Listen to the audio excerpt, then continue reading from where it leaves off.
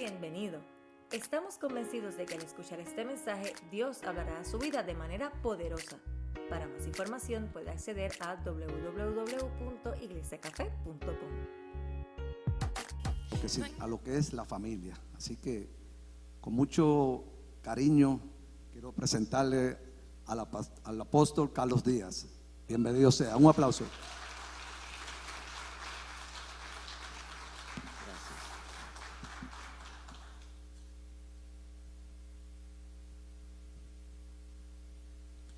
Buenas noches. Es una bendición para mí estar otra vez aquí en casa. Café no es otra iglesia para mí, es mi casa también, ¿no?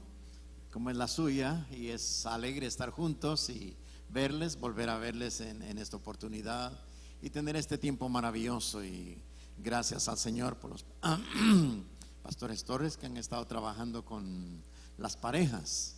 Y yo sé que han hecho un buen trabajo. El pastor lo ha comentado, pero también gracias al Señor por dar la oportunidad de estar con ustedes, a los pastores que nos invitaron para compartir en esta noche. Creo que una de las bendiciones más grandes que Dios nos ha dado es que somos una familia en Cristo Jesús. No importa dónde nos reunimos, no importa cuál es el nombre, quién es el pastor, cuánto tiempo tiene de asistir, qué tan nuevo, que tenemos tantas variedades en el cuerpo de Cristo. Algunos para cantar creen que el único convertido es el piano. Otros creen que las guitarras, las congas y todos es convertido. Unos son muy serios para cantar, otros muy alegres, unos danzan, otros no se mueven ni como árboles. Así que hay tanta variedad, pero somos uno solo en Cristo Jesús. La familia de Dios, y la Biblia habla de eso, que somos familia de Dios. Él nos hizo una sola familia. No importa cuál es el apellido que llevemos, no importa de dónde venimos, en nuestro trasfondo racial, cultural, nacionalidades, en Cristo Jesús todo eso toma un segundo lugar y toma el único lugar, el que somos hijos de Dios y que tenemos un Padre, tenemos un hermano, tenemos al Espíritu Santo que nos ayuda y nos alienta en todo momento, y podemos ser esa maravillosa familia de Dios y a la cual pertenecemos, y nos alegramos tanto de ser uno en nuestro Señor. Mi esposa no está con nosotros esta noche, ella está ministrando para Fort Worth, así que yo estoy acá, ella va a estar ministrando allá hoy y mañana, pero reciban el saludo, y me dijo por favor diles que los amo, que los aprecio, que no puedo estar con ellos esta noche, pero envía su cariño, sus saludos también para ustedes en esta oportunidad. Quiero aprovechar al máximo el tiempo que voy a compartir con ustedes, y espero que antes de la medianoche estemos en casa, mucho antes de la medianoche. El tema que el pastor me asignó era acerca de preservando la familia en Cristo. Preservando la familia en Cristo. Y al pensar en esto nos lleva a decir, ¿por qué preservar? ¿Y por qué la familia? ¿Y por qué en Cristo? Y nos lleva a pensar en esto. La familia fue una idea, un invento y un propósito de Dios. La familia no la formamos nosotros, la familia la formó Dios. La Biblia dice que Él hace habitar a la viuda en familia. Entonces, la familia la da Dios, viene de Dios, lo que nosotros conocemos como familia. Desde el principio de la creación ha habido un ataque satánico en contra de la familia y en contra del propósito de Dios para la familia. Esto no es nuevo, lo que estamos pasando ahora, las crisis que hay, ahora son más acentuadas, ahora están apoyadas por diferentes formas y en cierto sentido instituidas ya los ataques contra la familia. Y esos ataques han venido porque Dios a la familia le dio un poder que ningún otro ser humano tiene. que no hay nadie más que pueda tener el poder que Dios le da a una familia. Dios le dijo a Adán y a Eva, porque si usted nota, la Biblia dice que era muy bueno. El último día cuando Dios creó al hombre, dice que era muy bueno. Cuando crea a Eva, es la primera vez que la palabra bendición aparece en la Biblia, y dice, y los bendijo Jehová. No bendijo al hombre solo, lo bendijo cuando ya tenía su compañera, y los bendijo. A Adán, la única comisión que le había dado Dios al principio fue: ponle nombre a los animales. No tenía otro trabajo más Adán que hacer que ponerle nombre a los animales. Pero el momento que le dio su compañera, le dijo: ahora sí, ha llegado el tiempo, ya estás completo, esto es lo que yo intento y lo que yo quiero. Y le dice: multiplíquense, llenen la tierra y gobiernenla. Y cuando el diablo oyó, estos se van a multiplicar, estos van a llenar la tierra y la van a gobernar, y yo estoy aquí en la tierra y quiero gobernar, y estos quieren quitarme a mí ese lugar, esa autoridad, ese poder que yo he usurpado aquí en la tierra. Ellos vienen a establecer orden, porque la Biblia dice que la tierra estaba desordenada, vacía y en tinieblas. Pero cuando crea al hombre, le dice: ahora te toca a ti llenar todo esto que yo he organizado, esto que he hecho. La comisión de ustedes es esta. Y el diablo vio en nosotros enemigos, y lo sigue viendo hasta el día de hoy.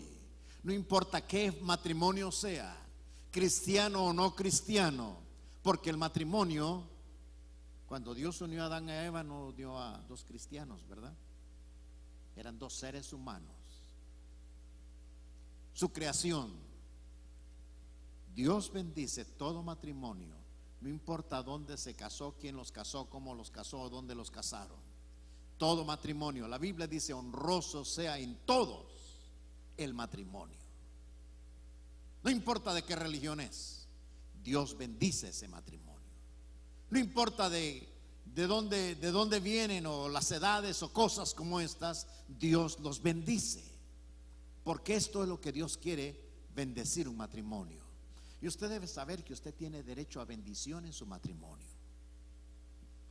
porque es algo que honra a Dios y Dios lo bendice. Entonces el diablo decidió atacar la familia y ver cómo destruía la familia, y lo primero que hizo fue la división entre Adán y Eva. Pero no paró ahí. Salieron del huerto, y desde entonces él ha venido atacando. Cuando viene a Jesucristo, continúa todavía su trabajo. Ahora, ¿qué es la familia? Hoy en día, y en un momento quiero compartir algunas estadísticas y noticias con ustedes. ¿Quién define el matrimonio y quién define la familia? Ha llegado el tiempo hoy en día en que el gobierno, la Corte Suprema y aún el Congreso han definido lo que es una familia. ¿Están correctos ellos? Hay una influencia muy grande de psicólogos y psiquiatras y sociólogos que han llegado a ciertas ideas, y ellos han determinado que la familia no es lo que nosotros conocemos como familia. Lo que por siglos y siglos y siglos y milenios ha sido una familia, hoy en día se ha redefinido. Pero el propósito de redefinirla no es para afectarnos a nosotros, porque a mí no me importa que sea lo que diga el presidente, el Congreso y la Corte Suprema. Mi familia es mi familia, y está compuesta con mi esposa, nuestros hijos, nuestros nietos, nuestros padres y nuestra familia extendida. Ahora, ¿qué redefinición se le está dando? Eso no nos afecta en mayor aspecto a nosotros como hijos de Dios. Pero la idea no es nada más afectarnos a nosotros hoy en día. Ellos están viendo hacia adelante a las próximas generaciones. Y es ahí donde nosotros tenemos que tener cuidado. ¿Quién define lo que es una familia? No la puede definir los psicólogos, psiquiatras y sociólogos. La mayoría de ellos han tenido unos problemas serios, extremadamente serios. Así que no pueden ser ellos quienes definen esto. Tampoco puede ser el gobierno, porque el gobierno nosotros lo elegimos, familias lo elegimos, para que nos gobiernen, no para que nos definan. Pero ahora ellos han tomado la autoridad de empezar a decir: ustedes no son nada más la familia también es esto. Y determinan de esa forma, no solo es lo que es la familia, porque ahora la familia puede ser papá y papá, y mamá y mamá, papá y mamá y mamá, o mamá y papá y papá. Ya no tiene que decir mamá y mamá, sino que tengo dos mamás o tengo dos papás. Todo esto que está viniendo viene para venir a confundir. Y una de las cosas que el diablo siempre ha hecho, y él es el padre de esto, la Biblia dice que él es mentiroso y padre de mentira, y él ha metido desde el principio y nunca ha habido verdad en él. Entonces hoy en día él quiere definir eso, y nosotros tenemos que saber de dónde viene y a qué viene. En el libro de Apocalipsis al final habla de que fue lanzado fuera aquel gran dragón, la serpiente antigua, que se llama Diablo y Satanás, el cual engaña al mundo entero. Él es maestro de engaño, y él engaña al mundo entero, y la gente no se da cuenta la forma que le está engañando. Y es por eso tan importante el saber cómo se preserva una familia en nuestro Señor Jesucristo. Porque la familia fue creada con el objeto de llenar la tierra y de sojuzgarla, de gobernarla. Y eso lo vamos a hacer. No importa qué redefiniciones se den hoy en día. Al final del libro, la Biblia dice: todos los reinos del mundo han venido a ser de nuestro Señor y de su Cristo, y Él reinará por los siglos de los siglos, y su reino no tendrá final. Esto es el final. Así que nosotros no estamos ¿qué va a pasar? No se asombre, no se asuste cuál es el futuro. Tenemos un buen futuro y un buen mañana. Lo que tenemos que hacer es tratar de que esto afecte lo menos que se pueda las familias en nuestro Señor. Tenemos un problema bastante serio aquí en los Estados Unidos, especialmente porque el americano promedio prácticamente está inconsciente del peligro que ahora tenemos al acecho. Para la gente es: ¿por quién vas a votar? ¿Eres republicano o eres demócrata? ¿Te parece este o te parece esta? Bueno, pues que quede este, que quede el otro. Y algunos dicen: pues yo no sé ni por quién votar. Otros dicen: pues yo no voy a votar. Y estamos pensando de esa manera, como un tanto inseguros de qué es lo que va a pasar. Pero la mayoría de gente se están realmente hoy en día ocupados en disfrutar su vida, en trabajar, en proveer, en entretenerse, y hacer muchas cosas que diariamente todos nosotros hacemos. Ese es mi mundo, ese es mi trabajo, esto es lo que tiene que hacer, y allá que se encargue el gobierno de hacer lo que tiene, la sociedad que haga su trabajo, y nosotros estamos haciendo lo que es nuestro, como que este mundo a nosotros no nos incumbe o no nos va a afectar. Pero recuerde una cosa: nosotros fuimos llamados para reinar juntamente con nuestro Señor Jesucristo. Ahora, el otro problema que tenemos, los desastres y tragedias que han pasado últimamente, que han empezado a enfocar como que tenemos un problema racial aquí en el país, y que tenemos un problema tan serio racial y que hay blancos contra negros,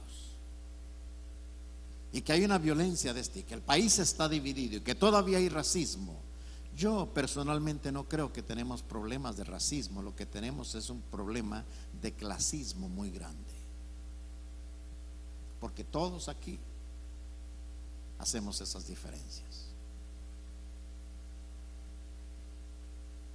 Se lo puedo decir, si usted va por la calle y ve a un negro bien vestido, bien arreglado, ¿usted sigue por esa misma acera? Sí.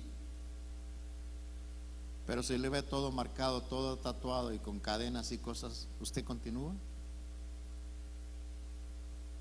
No. Entonces no es el color, es el clasismo que tenemos hoy en día. Y eso se ha metido a la iglesia. Y hemos empezado también a ser clasistas acá.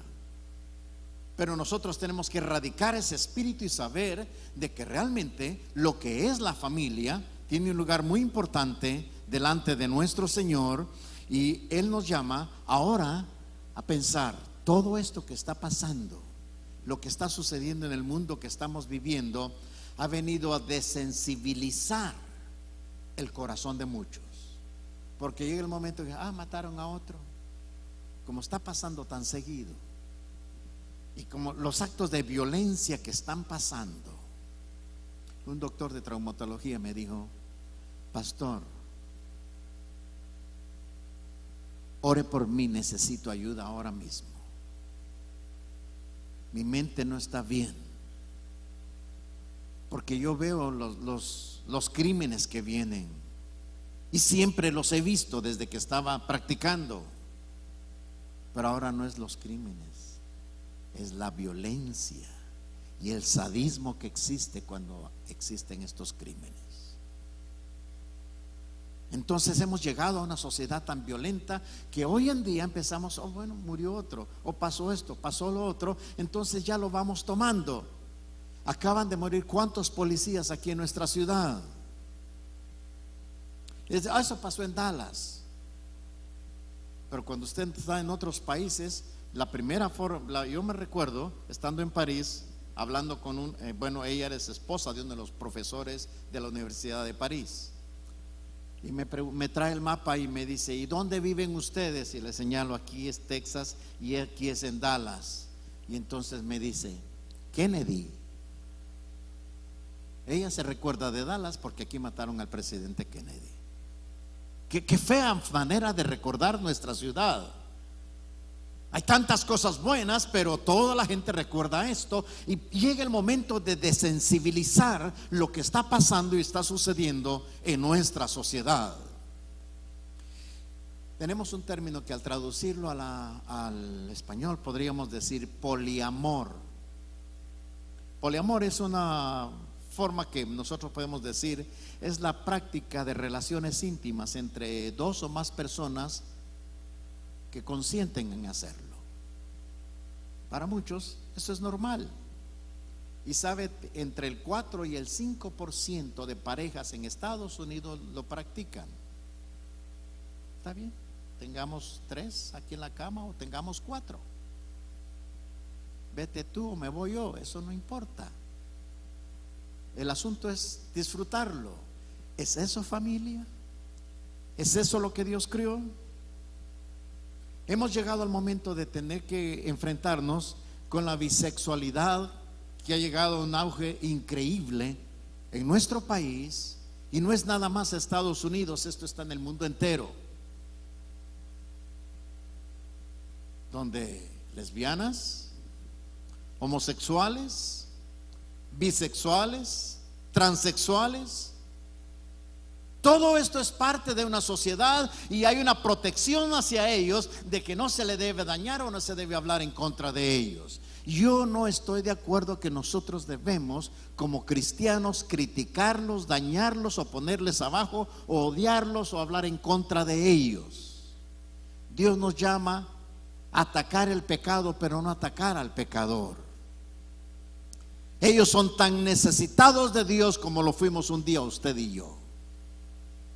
Y no podemos ponerlos, marginarlos cuando llegan a la iglesia y pensar: estos o estas u otros que no sabemos ni qué son, o qué son en ese instante, qué se sienten en ese momento.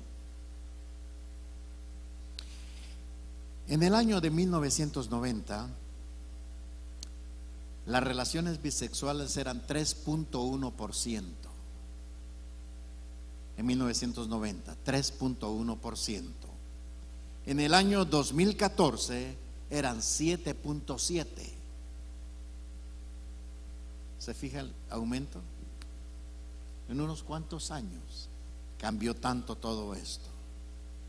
El mundo está adoptando hoy en día estilos de vida alternativos. Y dirá, ¿no va a hablar de la Biblia? Es que ese es el mundo que usted y yo vivimos. ¿Y qué tenemos nosotros para enfrentarnos a todo esto? Los gobiernos de una nación, de un estado y de una ciudad están aprobando nuevas leyes en contra de lo que nosotros le llamamos el hate speech, ¿no? Un discurso de odio. Y usted no puede hablar pública o abiertamente acerca de estos asuntos porque es penalizado. Lo que yo estoy diciendo aquí, si estuviera hoy en Montreal, Canadá, mínimo tendría 6 meses de cárcel.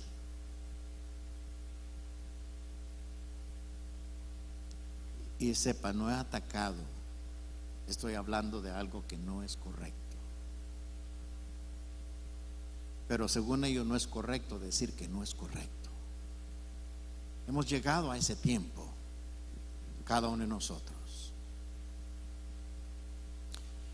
Y esto pasó, yo estaba en California la semana pasada. Hoy es jueves. La semana pasada fue 14 de julio, jueves. El Consejo de Educación de California adoptó un plan de estudios nuevos para la comunidad lesbiana, gay, bisexual y transexual, que va a tener ramificaciones a nivel nacional.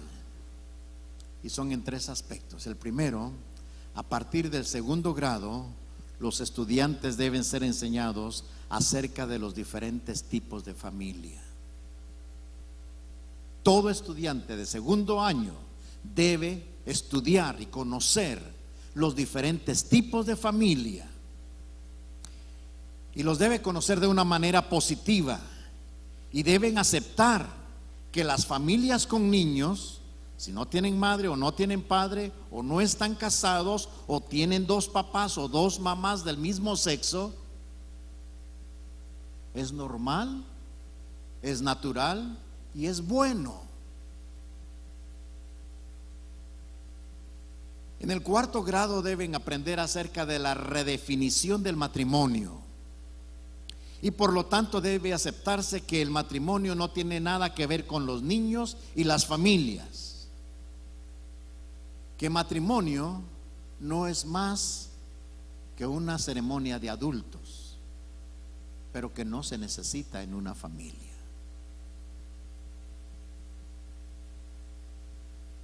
Entonces, tener hijos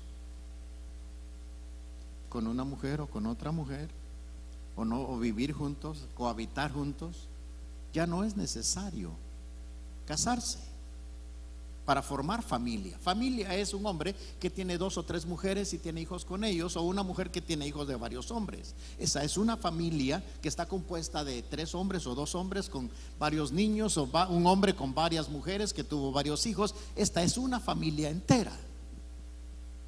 Y eso ya está aprobado en California. Y la tercera es que en la escuela secundaria la atención se centra en el derecho de crear su propia identidad sexual, y cómo las personas que han estado haciendo esto a través de toda la historia, que la identidad sexual la determina uno como uno quiere o uno prefiere. y que no tiene que ser permanente. Hoy me siento mujer, soy mujer. Mañana me siento hombre, pues soy hombre. Pasado mañana soy neutral, soy neutral. Todo esto es parte del paquete de educación que se está dando. Ahora déjeme decir, todo esto que he hablado ha formado una atmósfera tóxica que está contaminando a todos los habitantes de la tierra. Porque tarde o temprano usted y yo vamos a hablar de esto, o vamos a encontrar gente así, o nuestros hijos van a venir hablándonos de esto, o lo vemos en las películas, lo vemos en la televisión, lo vemos donde quiera que está pasando día tras día. Esto se está formando donde quiera que nosotros vayamos. El diablo ha determinado y tiene su plan cómo él va a instituir esto en la tierra. La Biblia dice en el libro de 2 Corintios 2:11, para que Satanás no gane ventaja alguna sobre nosotros, pues no ignoramos sus maquinaciones. Nuestra lucha no es contra homosexuales, bisexuales, transexuales o lesbianas. Nuestra lucha es contra alguien que ha maquinado esto. Y tenemos que saber que no debemos de ignorar las maquinaciones. ¿Qué está en la mente de Satanás? Y muchos de nosotros pensamos, pues esto le parece a esta persona aquí o allá, pero esto no es asunto de ellos. En el libro de 2 Timoteo, capítulo 3, verso 1 a 5, habla acerca de la configuración que habla acerca de Satanás y lo que va a suceder. Y dice la Biblia en 2 Timoteo 3, verso 1 al 5, también debes saber. La Biblia dice que usted y yo debemos saber. Dígale que está al lado suyo, tú debes saber esto. ¿Qué debes saber? Que en los últimos días vendrán tiempos peligrosos. Habrá hombres amadores de sí mismos, avaros, vanidosos, soberbios, blasfemos, óigalo, desobedientes a los padres, ingratos, impíos, sin afecto natural, implacables, calumniadores, sin templanza, crueles, enemigos de lo bueno, traidores, impetuosos, engreídos, amadores de los deleites más que de Dios, que tendrán apariencia de piedad, pero negarán la eficacia de ella. A esos evítalos. De ellos son los que se meten en las casas y llevan cautivas a mujercillas, cargadas de pecados, arrastradas por diversas pasiones. Este es el mundo que la Biblia presenta, vendrá al final. ¿Todo esto no le parece familiar a usted? Es muy familiar. Lo vemos donde quiera que vayamos, encontramos esto. Hombres amadores de sí mismos. Ha llegado el tiempo que cada uno vivimos para nuestra propia vida. ¿Qué importa lo que piensan los demás? ¿Qué importa lo que otros dicen? Estaba desayunando hace 2 días en California, hablando con una persona que me dice, esta es California. Aquí uno vive como uno quiera y no le importa cómo los demás lo miren. Uno se viste y se desviste, o se pone o se quita como a uno le da la gana, porque nadie tiene derecho de meterse con uno. Amadores de sí mismos. Hemos llegado a esos tiempos donde estamos viviendo esto. Pero la Biblia dice que habrá desobediencia hacia los padres. Hemos llegado a un tiempo donde la desobediencia hacia los padres ha llegado a un nivel exagerado. Y dentro de la iglesia sucede eso.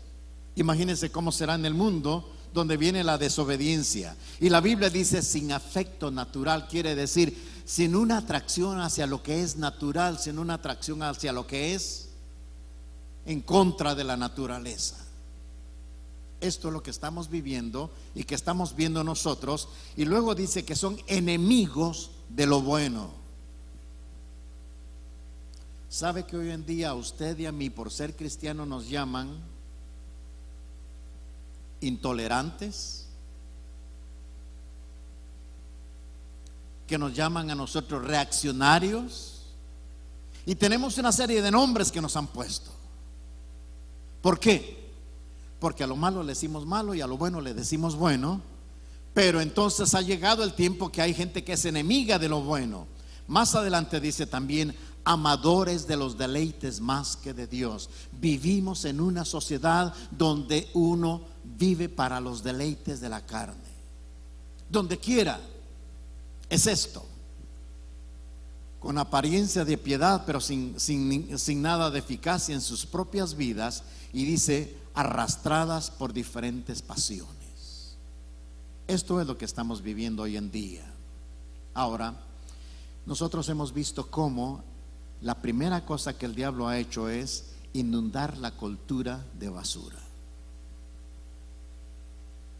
Usted va, ponga la televisión y note toda la basura que usted encuentra ahí. Cuando usted está en la línea del supermercado, vea las revistas que están ahí. ¿De qué hablan? De pura basura. ¿Quiénes son los ídolos de este país? Yo creo que sería muy difícil que encontrara hoy aquí que alguien me pudiera decir quién es el profesor de teología más importante en la Universidad de Princeton.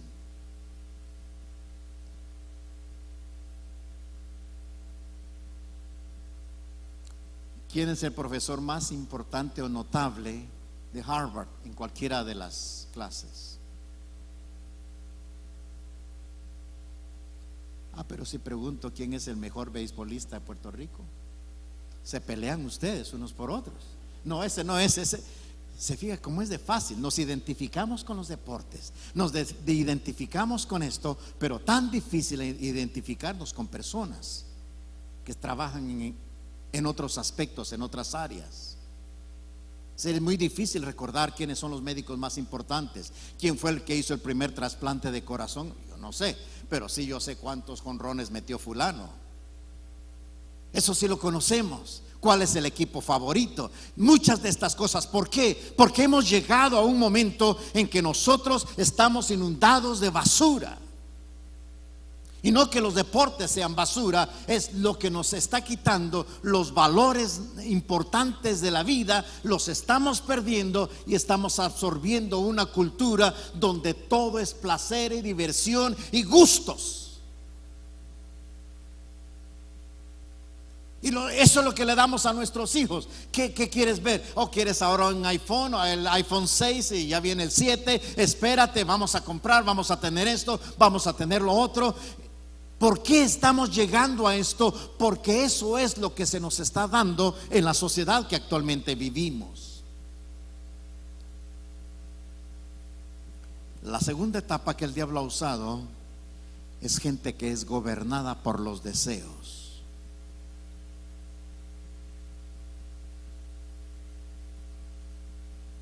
Vivimos en un tiempo donde lo que usted desea es lo que nos gobierna. Quiero un auto nuevo, quiero una casa mejor, quiero mejor ropa, quiero mejor sueldo, quiero mejor esto, quiero lo otro. Y esto quiero, me gusta, a mí. ¿Qué estamos contribuyendo a la sociedad y al mundo, a la comunidad donde nosotros vivimos? ¿Qué tanto hemos afectado el vecindario donde estamos? En la calle donde vivo tengo 6 años de vivir ahí. Conocí al vecino de enfrente y al que estaba al lado porque vinieron a saludarme cuando nos mudamos a ese lugar. Fue la única vez que supe de ellos y que me saludaron, que los veo y se fueron. Fue noble de ellos venir y saludarme al vecindario. Pero pasaba uno, pasaba el otro, pasaban aquí, pasaba y nadie. Yo me sentía mal porque yo no vengo de un lugar, yo vengo de un pueblo pequeño. Bueno, era la capital del estado donde yo nací, pero mi ciudad no es demasiado grande, son como 300,000 personas. Y ahí todos nos conocíamos, todos nos saludábamos, todos sabían de quién era yo, quién era mi abuelo, quiénes era mi familia, de qué familia eres, es de tal barrio, tú vienes de tal lugar. Era muy conocido así. Nos saludamos todos, me enseñaron respeto. Cuando voy por la calle me dicen usted, el hombre se hace al lado de la calle y la mujer va al lado de adentro de una acera. Si vienen una pareja de personas, usted se baja a la calle para que ellos caminen.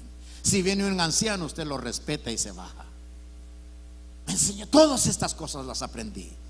Pero vivimos en una sociedad diferente. Y estando ahí, entonces empecé a hablar con mi vecino. Empecé a saludarlo. ¿Cómo estás? ¿De dónde vienes? Y me dijo, pues somos ingleses, tenemos aquí, vivimos acá. Empecé a hablar con él. Empecé a cortar nuestro zacate, lo veía, lo saludaba, lo hablaba. Veía gente que pasaba por el frente, lo saludaba y me miraban así y seguían.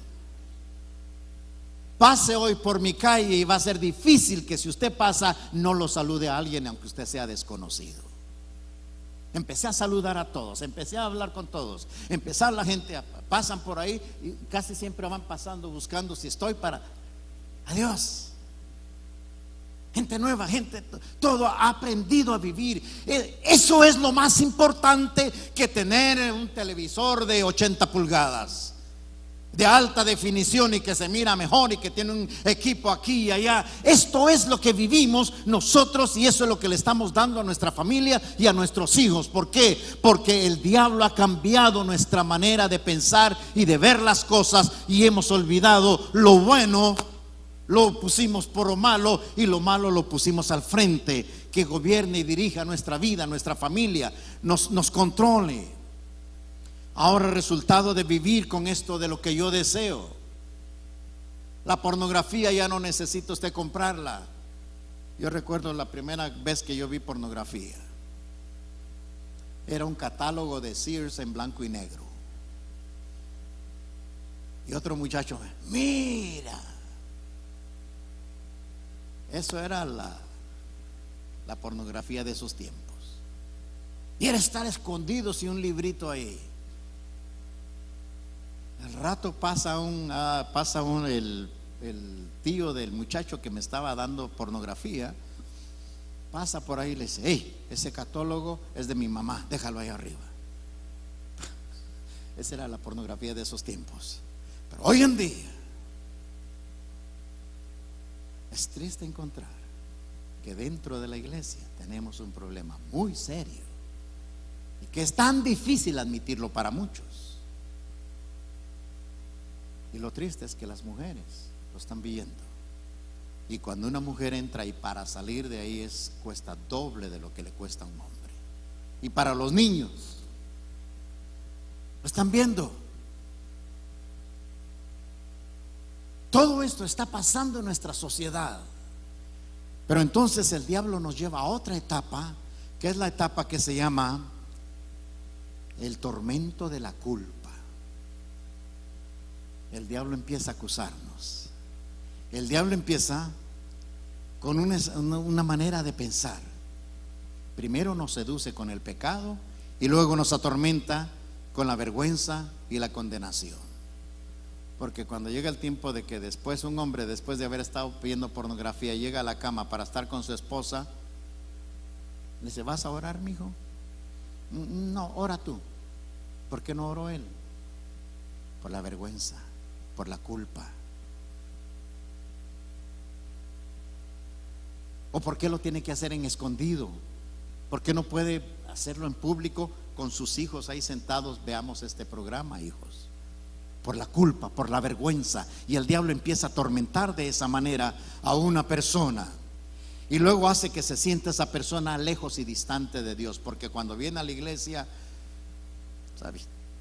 sabiendo lo que vio el miércoles por la noche o el sábado por la noche, el domingo cuando viene aquí para poder adorar y poder cantar, hay aquel programa que está allá atrás corriendo por su cabeza, o si discutió con la familia o tuvo valores que son diferentes, atormenta bastante. Ahora, esto es lo que hizo Satanás con Adán y Eva. Después de que ellos pecaron, ¿qué? La Biblia dice, me escondí y tuve miedo. Vivimos hoy en día muchas cosas que se viven escondidas y con temores, porque esa es la agenda del diablo. Pero ahora, ¿qué ante esta situación, qué podemos nosotros hacer para proteger la familia? Todo esto que le he hablado es lo que está pasando en el mundo entero y dentro de la iglesia también. Estas cosas que he hablado no son solo allá afuera, están adentro de la iglesia. Y no está nada más en la iglesia entre las personas nuevas que acaban de salir del mundo. Está muchas veces gente que está en el púlpito y predicando y viviendo esa clase de vida. La iglesia metodista acaba de ordenar a una mujer gay que está viviendo con su compañera y ahora ya es obispo la señora. Entonces ya es un ministro normal y ya se aceptó porque sí. Ahora está en contra de los reglamentos de la iglesia metodista, pero se aceptó ya. Y a él, después de ordenarla, quien la ordenó dijo: ahora estamos entrando a una época de luz y de libertad y vamos a conocer mejor a Dios. Así que no es nada más la gente del mundo, no es la gente que se sienta en las bancas, es también los que están en el púlpito. El diablo se ha metido en todo esto, pero ¿qué vamos a hacer nosotros, usted y yo? ¿Qué vamos a hacer en este mundo? La primera cosa, el libro de 2 Timoteo capítulo 3 versos 10 y 12 dice: pero tú has seguido mi doctrina, conducta, propósito, fe, entereza, amor, paciencia, persecuciones y padecimientos. Y también todos los que quieren vivir piadosamente en Cristo Jesús padecerán persecución. Sepa una cosa, acostúmbrese a ser perseguido. Acostúmbrese a que nos van a perseguir, que lo van a criticar. Anticuado, no has renovado, no entiendes, no comprendes, intolerante, intransigente, odias, aborreces. Eso lo van a decir. Acostumbrémonos a esto, hermanos. La Biblia dice que los que quieren vivir piadosamente padecerán persecución. ¿Cuál es el remedio entonces? La primera cosa que quiero decirle y que dejarle a usted: tema a Dios. El temor de Dios. Falta tanto temor de Dios. Yo creo les contesto en una oportunidad. Cuando era niño, una vez mi mamá de crianza, mi tía, me dijo: mijo, anda a la tienda a traer 1 libra de azúcar. Y me dio una moneda de 10 centavos.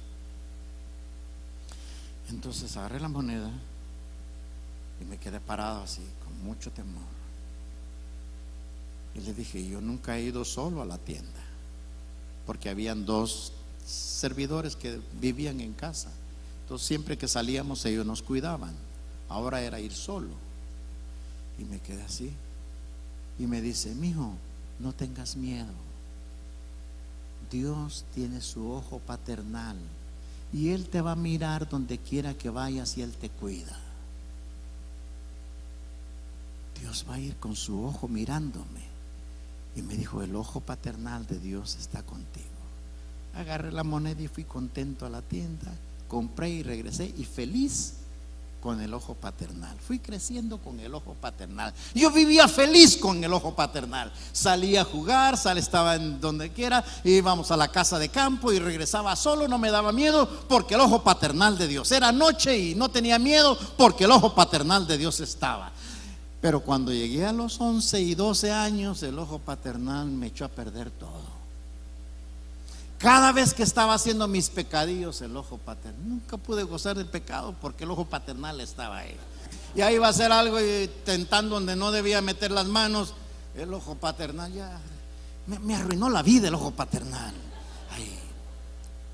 El temor de Dios debe habitar en medio de nosotros. Debemos temer a Dios como familia. Note bien lo que dice Proverbios 23, 17 y 19. No tenga tu corazón envidia de los pecadores, antes persevera en el temor de Jehová en todo tiempo. Tema a Dios solo, tema a Dios en la noche, tema a Dios cuando está su esposa durmiendo, cuando enseñe lo que es el temor de Dios. En todo tiempo y en todo lugar tener temor de Dios. Y sigue diciendo aquí más todavía: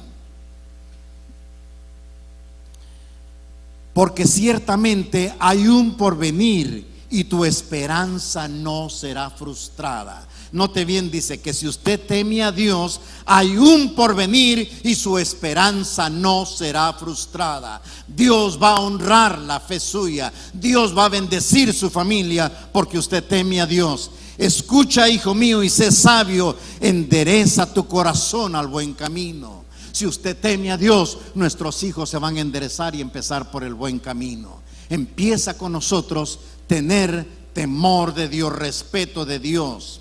Salmo 128, verso 3 dice: tu mujer será como la vid que lleva fruto a los lados de tu casa, tus hijos como plantas de olivo alrededor de tu mesa. Así será bendecido el hombre que teme a Jehová. ¡Ah, qué linda esa familia! ¿A cuántos de ustedes les gustaría tener esa familia? Aquí dice: tu mujer será como la vid que lleva fruto. Yo creo que los pastores Torres están oyendo acá: es que mi esposa, que mi mujer, que mi marido, que.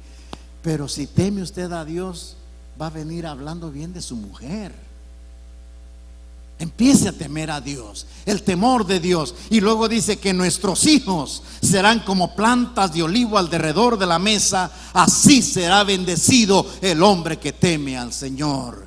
Dios bendice a nuestra esposa, Dios bendice a nuestro cónyuge y Dios bendice a nuestros hijos cuando hay temor de Dios en nuestro hogar y en nuestra vida. Número 2, fundamente su familia en la palabra de Dios.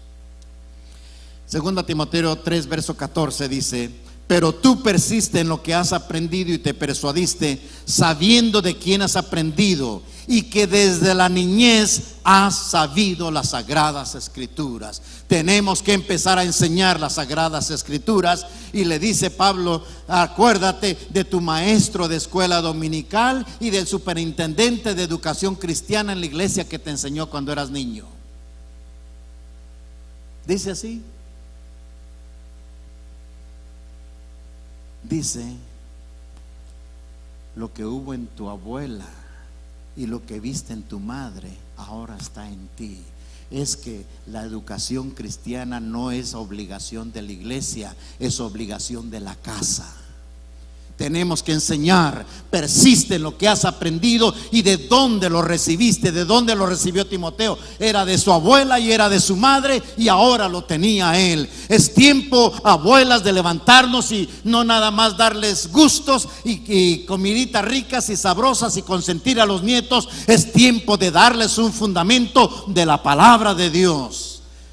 Y si, bueno, dirá: pero yo soy una madre sola. También esta era una madre sola, la mamá de Timoteo.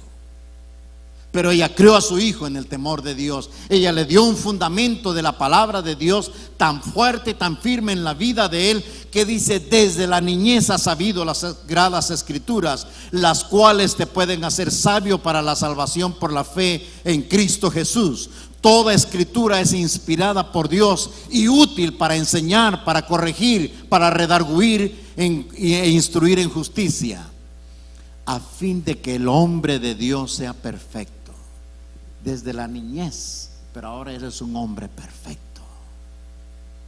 Se empieza de niños.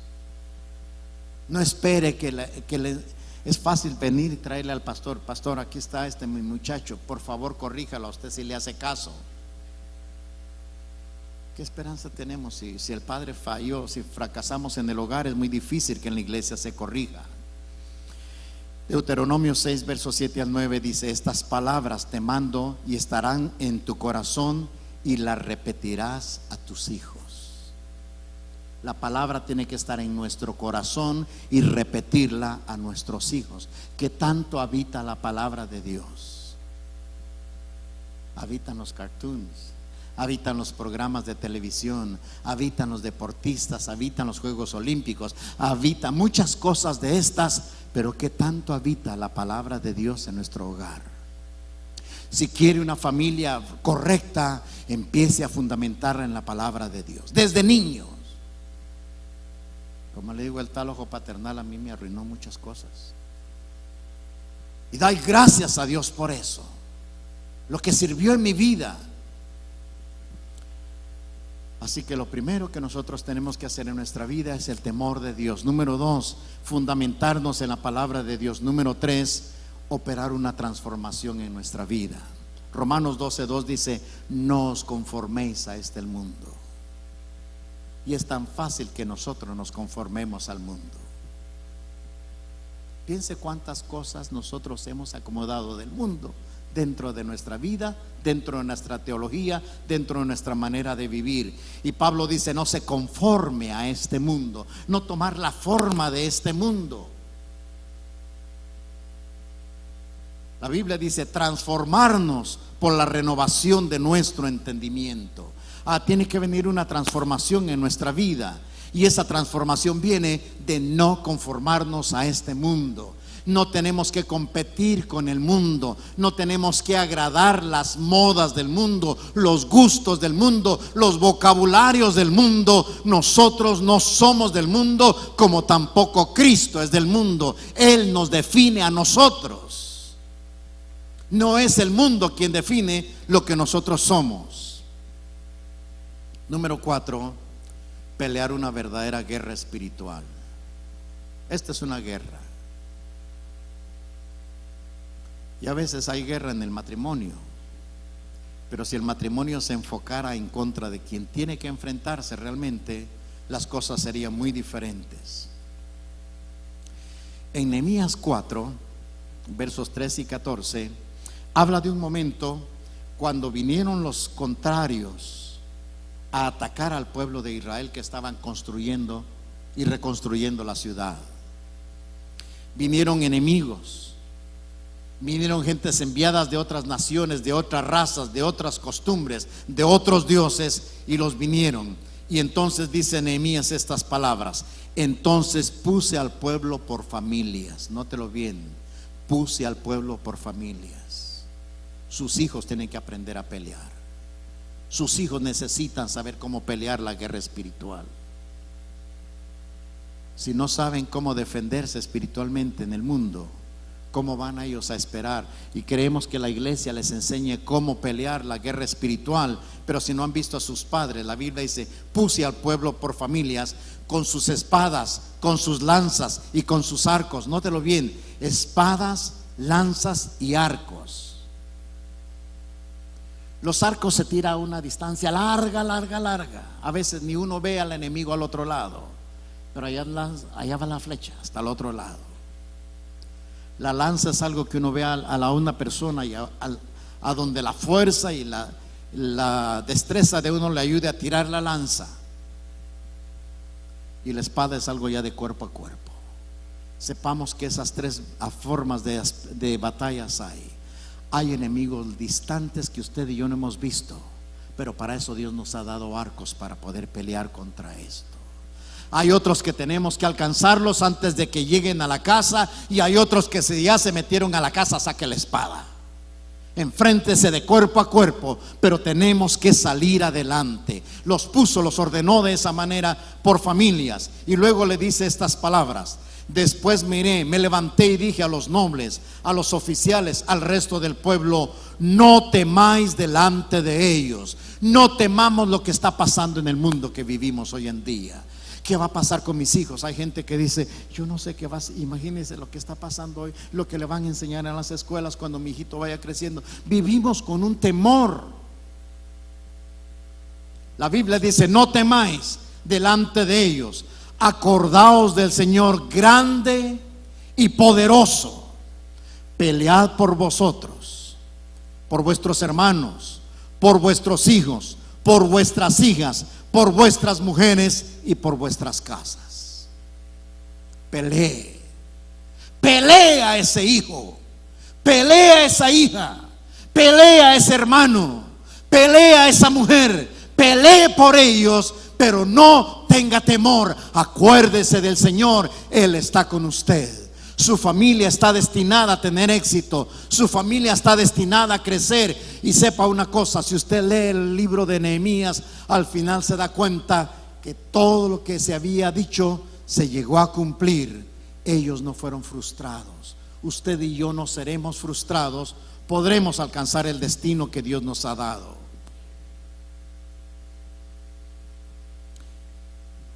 Cantares capítulo 1 verso 6 dice así: no os fijéis que sois morena, porque el sol me ha quemado. Los hijos de mi madre se enejaron conmigo, me pusieron a guardar viñas, y mi propia viña no guardé. Repita conmigo la última frase: me pusieron a guardar viñas y mi propia viña no guardé.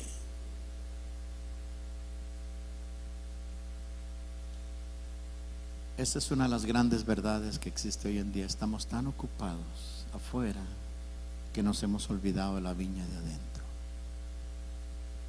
Nuestra viña es nuestra familia, nuestra esposa, nuestro esposo, nuestros hijos. Ellos son nuestra viña. Guarde la viña que Dios le ha dado. Y quiero leer el siguiente pasaje en el verso 6 del capítulo 2, verso 15. Dice: cazadnos las zorras pequeñas que arruinan las viñas, porque nuestras viñas están en flor. Cuando las viñas empiezan a florecer, empiezan las zorras a meterse por debajo para comerse todas las raíces tiernas de la viña. Y entonces las flores, cuando caen, se mueren y no dan fruto, porque todas esas raíces se comieron. Pero si usted la mira por arriba, no pasó nada. Las zorras van por debajo comiéndose las raíces.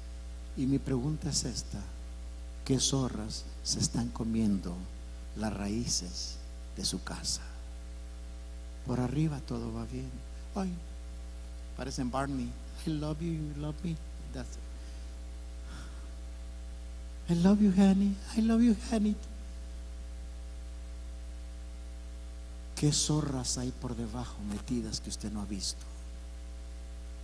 ¿Qué zorras están escondidas? Es tiempo de llegar a eso y decir: ¿de dónde se está yendo lo que Dios me ha dado? ¿Cómo se está consumiendo lo que Dios ha puesto a mí? Y la Biblia dice: las viñas están en flor. Ha llegado un tiempo maravilloso. Dios está bendiciendo, Dios está visitando, pero las viñas se están muriendo. Aquello que florece, da flor, y qué bonita la flor, pero ¿cuál es el fruto? ¿Cuál es el resultado? La mayoría de muchachos, cuando llegan a la universidad, Dios ya es algo relevante y no es relativo a la vida de ellos. Ya es irrelevante Dios en su manera de pensar. El ir a la iglesia lo piensan 2 veces. ¿Por qué perdieron a Dios ahí cuando eran las viñas que debían de estar en flor? Porque hubieron zorras que se comieron algo y nosotros no nos dimos cuenta cuando pasó esto. Lo maravilloso, y aquí termino: busque el poder del Espíritu Santo. Necesitamos una visitación del Espíritu Santo en nuestra vida, en nuestra familia. Oiga lo que dice Joel 2:28: después de esto derramaré de mi espíritu sobre todo ser humano. Dios dice que mientras esté pasando todos estos días malos, ¿se acuerda lo que le leí? Lo que dice Timoteo: vendrán días peligrosos y que pasará esto y esto y esto y esto. Eso es lo que va a pasar para el mundo. Pero para usted y para mí, ¿qué dice la Biblia? Derramaré de mi espíritu sobre todo ser humano. Hay una visitación de Dios. Dios va a visitar la familia. Dios va a derramar de su espíritu sobre la iglesia. La iglesia no va a terminar en bancarrota yendo a las bodas del Cordero. Aquí vengo todo herido y lastimado. Señor, somos tu iglesia.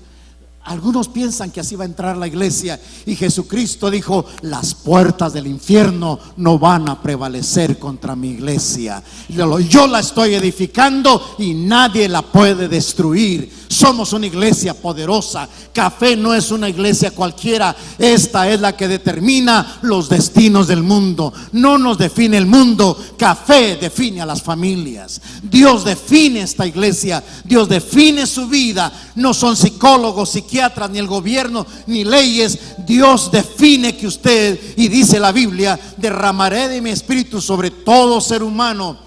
Y vuestros hijos y vuestras hijas, no habla de 3, 4 o 5, habla hombres y mujeres, vuestros hijos y vuestras hijas, vuestros ancianos y vuestros jóvenes. Habla de una visitación de Dios sobre los niños, sobre los hombres y aún sobre los ancianos. Vienen a derramar del Espíritu Santo. Y Él está aquí esta noche, el Espíritu Santo, listo a derramarse en nuestras vidas y decir: Señor, yo me quiero levantar, yo quiero ese derramar, que mis hijos profeticen, que mis hijas profeticen, que tengan visión, que tengan sueños y que conquisten la tierra que Dios nos ha dado. El capítulo no termina con tragedias. No importa quién quede de presidente, la verdad, lo que importa es que el Espíritu Santo se derrame en nuestras vidas, que el Espíritu Santo esté sobre nuestros hijos, sobre los ancianos y sobre los jóvenes. La familia llena del Espíritu Santo tiene visión, tiene futuro, tiene profecía, tiene palabra, tiene poder. Dios dice que eso va a ser. Y esta noche es preciosa para que usted diga: yo quiero ser parte de esa visitación. Su familia no tiene que terminar en vergüenza. Clame por ese hijo, clame por esa hija, clame por su hogar, clame por su matrimonio. Dios está aquí esta noche y Él quiere derramar. Estamos en esos tiempos que dice Timoteo, pero estamos en los tiempos de Joel. La iglesia está en los tiempos de Joel, mientras que el mundo está en los tiempos de Timoteo. Entonces, ¿por qué no venimos al altar y le decimos: Señor, yo quiero un derramar de tu Espíritu en mi vida? Quiero esa frescura, quiero ese poder, quiero esa libertad. Quiero ver que mis hijos estén hablando lenguas, profetizando, que tengan visión. No nada más, yo no sé, yo voy a ser ingeniero, esta profesión tiene, da dinero, esta profesión me gusta, sino que tengan una visión de lo que van a hacer en sus vidas.